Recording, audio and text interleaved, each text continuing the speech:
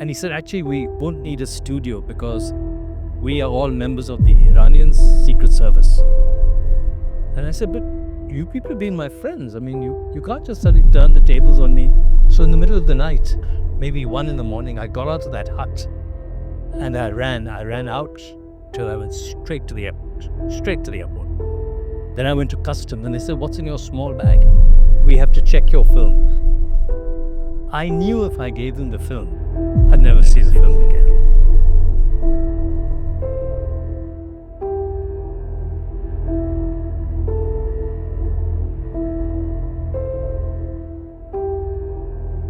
My story starts in 1993 when I was assigned to cover the Marsh Arabs. This is a small community of rebel Iraqis who live in an area that people believe was a setting for the Garden of Eden, where Adam and Eve are supposed to have lived. It's a beautiful place full of lakes and rivers and wonderful lifestyle going back 5,000 years. But to get there was like asking for the impossible. I was hated in Baghdad. The government hated me. I'd been writing about their nuclear program. I described Saddam Hussein, the president, as a criminal and someone who should be prosecuted. So no visa for me. How do I get to the Marsh Arabs? And then I had a brainwave. Oh, I know. I'll go to Iran and I'll cross the border illegally from the south and get into the Marsh Arabs that way. But that's easier said than done. Anyway, I went to Tehran. I knew people there. I had contacts. I said, can you help me? Please, can you get together a team for me who will come with me, and we'll travel from Iran. We'll be civilians. We will wear our normal clothes, maybe some recording equipment, and we'll somehow manage to get across. That's how we used to operate in those days. And sure enough, within a week or two, we managed to get 3 young men in their 20s. They spoke a bit of English, Parsi, obviously. And one man spoke Arabic as well. And we traveled down to Ahvaz, which is in the south of Iran. And we spent a night in Ahvaz. And early in the morning, this team, my team of 3, said to me, right, we're ready and we'll cross the border. All I remember. And then they said to me suddenly, okay, we're now in Iraq. How did they know we were in Iraq? I don't know, but they knew. And they said, look, here is a road that goes from Baghdad all the way down to southern Iraq. And we have to cross this road. But be very careful because there are military patrols everywhere. So, for about 10 minutes, we waited on the east side of the road, with our heads down, looking left and right. Are there any military patrols? And they weren't, and we then ran. They said, come on, run with us. And we ran across that main road. And we crossed and we continued running for 3 or 4 minutes, came to one small village, then to another. And these men, my group, they helped me make contact with the locals. It was a long process. 1 day, 2 days. We stayed 3 weeks in the end. We talked to the Marsh Arabs. They were wonderful, wonderful people.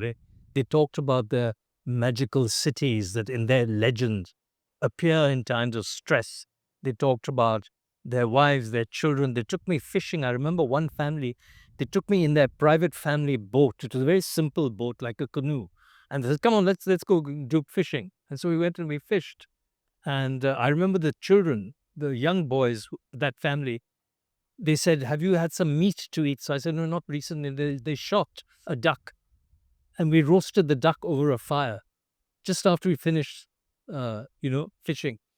So the story was all about this Marsh Arabs community. Why is Saddam Hussein trying to exterminate this ancient community? And the reason was that they were trying to resist Saddam Hussein. Every time he sent the army in, they threw the army out. So he decided to bomb them from the air. And he used poison gas, he used normal ammunition, bombs, cluster bombs, poison gas, he poisoned the rivers. He threw everything he had at them and they were dying in large numbers. The idea was to record that for a wider international audience as evidence of crimes against humanity. So after 3 weeks, when I'd had enough and I'd got enough information, the time came to go back to Iran because I had to catch my flight from Tehran. I couldn't go to Baghdad. We crossed back into Iran and we found a very, very small village with some huts and we took over one of the huts. I remember that. And we were unpacking our bags. I had a big bag and a small bag. They had their own bags. And we were just sitting around chatting. And the leader of that group, those group of so-called friends, said to me, can we have a look at your video? I said, well, yeah, but you can't see it here. You'll have to wait for a studio to see the content properly. And he said, actually, we won't need a studio because we are all members of the Iranian Secret Service. We can't let you keep the tape until it's been scrutinized and properly assessed. And I said, but you people have been my friends. I mean, you can't just suddenly turn the tables on me and say you want to keep my only evidence of this time you spent with the Marsh Arabs. And they said, take it or leave it. If you refuse to help us, we won't let you get a plane ride from Ahvaz, the city of Ahvaz, to Tehran, which is at least 2 hours flight away. So in the middle of the night, maybe 1 a.m, I got out of that hut and I ran out. I didn't know which direction I was going. I found a road. I found a man with an old broken down car.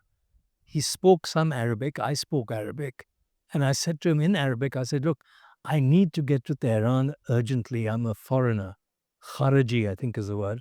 I give you $1,000. Just take me to Tehran. And he agreed. He was delighted. So much money for him. And we drove almost continuously 2 days and 2 nights. And he got me to Tehran. When I got to Tehran, I didn't bother with checking into my hotel. I went straight to the airport. And British Airways had a flight leaving that day from Tehran to London. I went to the British Airways check-in desk. And I checked in my main bag. I kept the small bag with the video with me. And then from check-in, I went up the stairs. First of all, immigration. They cleared me. Then I went to customs and they said, what's in your small bag? And I said, there's a video. I took some films of your famous buildings in Tehran that I want to show some friends. And they said, no. We have to check your film. Give it to us and then we'll post it to you in London. But first of all, we have to make sure you haven't got something that's forbidden. I knew if I gave them the film, I'd never see the film again. So I said, look, I'm not going to take this flight. I'll go back. I'll give the film to some family or friends who are in Tehran and take a later flight.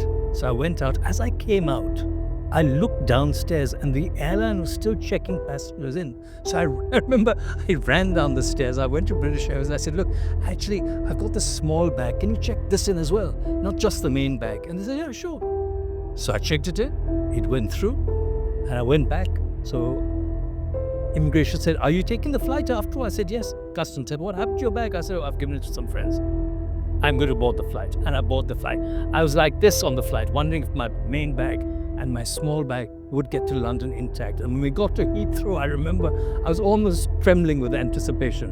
And luckily, as the baggage came out, I saw first the big bag, then the small bag, and my video all intact. There was my evidence. There was my confirmation that this wonderful community of Marsh Arabs had been bombed by Saddam, and I was witness to it. And this is the story we published about what is happening to the Marsh Arabs.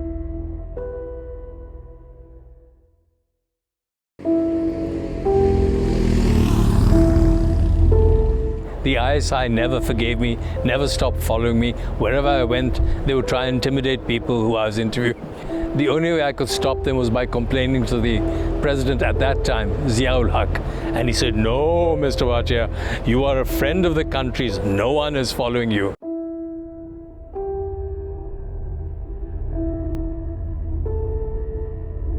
I've been telling you about my encounters with the world's intelligence services. So please tune in next week and every week thereafter if you want to hear more about what I've called the Spy Chronicles.